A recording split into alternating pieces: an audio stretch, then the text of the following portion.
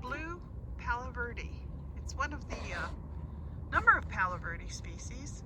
And what's nice about this particular plant is it has this bluish green cast to the foliage, which actually pairs very well with a lot of agaves, who are also kind of a blue-green.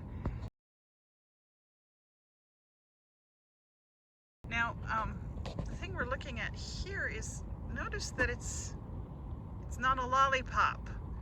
Most desert trees want to shade their trunks, so they grow more like a bush. Even though they're a tree, you can prune them up into a lollipop with a single trunk, but it's not really good for them. They can get sun scald on their trunks. So really plant something like this where you have space for it out in the landscape. And one of the reasons I'm coming up so you can really see that nice bluish cast to the leaves. The seeds are edible when they are green. You eat them like edamame, steam them and pop them out of the pod. Once they're ripe like this, the beans inside the pods are full of lectins, and those can be very problematic for people. Digestive complaints.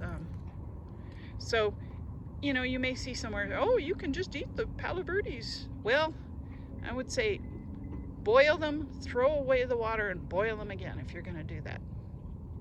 But this is Gardening with Soul. So we're looking at this blue Palo Verde as a plant for the landscape.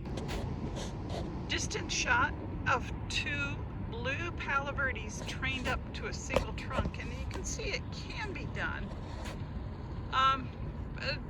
The trees aren't real happy. The bark is brown, and because it's sun blistered. It can be done. Start young, bring them up right.